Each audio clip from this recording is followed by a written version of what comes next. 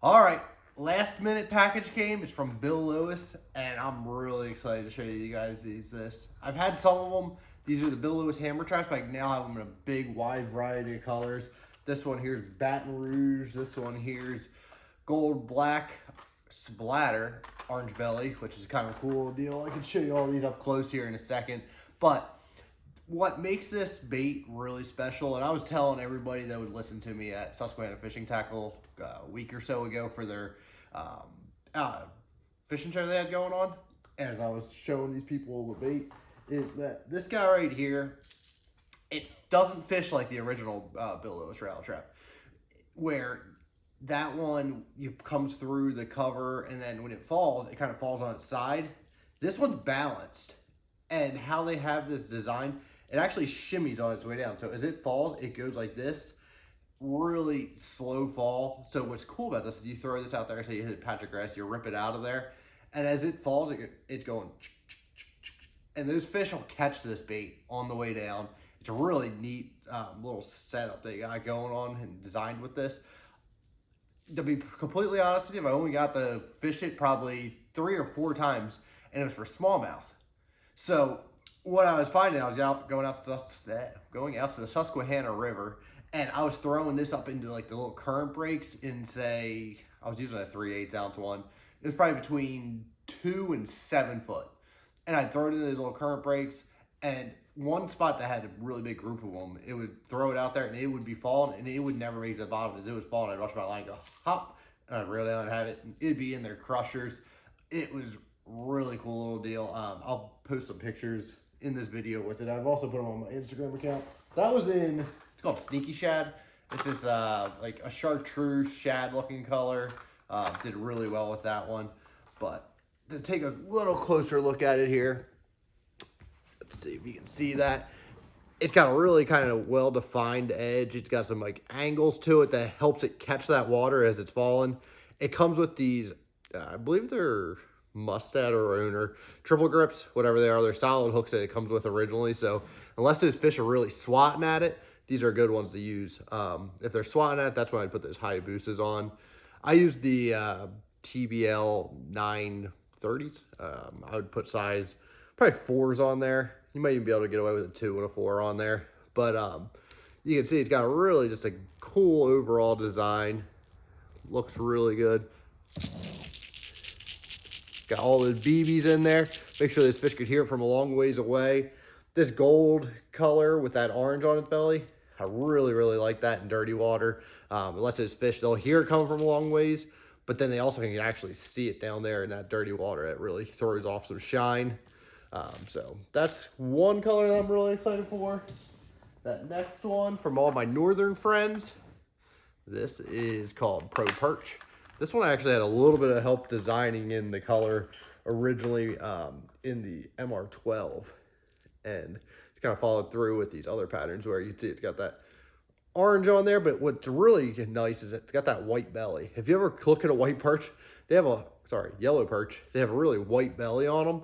And then it's got these, it's got that holographic look to it. Really going to stand out anywhere you got yellow perch up north, whether it's Potomac, Chesapeake, up into New York where you're fishing for smallmouth and largemouth.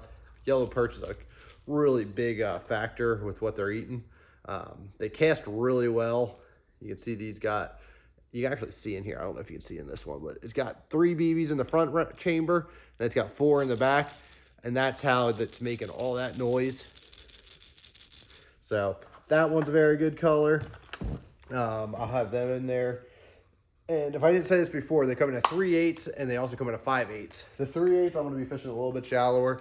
When I go down to, I'm getting ready to leave for Toledo Bend tomorrow. This one here is the hammer trap in the 5/8. So it's a little bit bigger. It's also a 3-inch versus a 2.5 inch. So let's pull that out here just so you guys can see the size comparison of them. But it's going to be an awesome deal. Fishing that, my thought is fishing the areas that have that deep hydrilla edge that are in, say, they go from, I'd say 12 foot where the edge was when I was there before. The water was 4 foot down, so it's going to be a little different. Ooh, they got some sticky hooks, careful.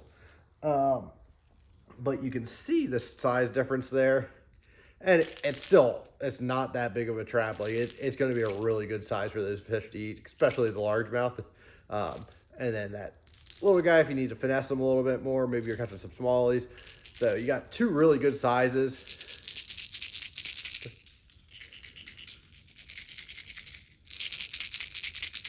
So sound pretty similar.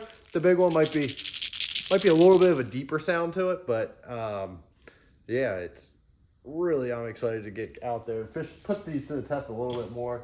Another one they got here, it's called Chrome Black Splatterback. Another just good all around color if that water's clear. They got one of the staples, a Rayburn Red Craw. Can't beat that in the spring. What else do we got here before the Sneaky Shad I started to show you before. Oh, and here's one more. I gotta pull this one out. That's the Sneaky Shad. That's the one I've been using and having a lot of success with. And then this guy, I'm about to get him out of the saran wrap. This one here is Smalley Magic.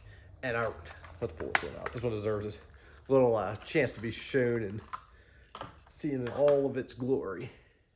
And you can see it's kind of like a clearish color. It's definitely clear, translucent. Same thing, you see those BBs. This is that 5/8, 3-inch bait. Again, it has that whitish silver bottom to it. So in clear water on a sunny day, this is really going to shine and look super natural. So if you're burning those flats, throwing a bait, covering a lot of water, make sure you check out that guy. I think that's going to be a really good bait. But that's kind of the overview of that hammer trap. A little bit of times I've been fishing it. And the biggest key with this bait is going to be that really slow natural flutter as it falls down. Looks like a dying bait fish. Those smallies aren't good. Smallies and largemouth. The fish aren't going to be able to resist it. So you're going to definitely want to make sure you check them out. If you have any questions about them, put them in the comments below. I'm happy to answer them.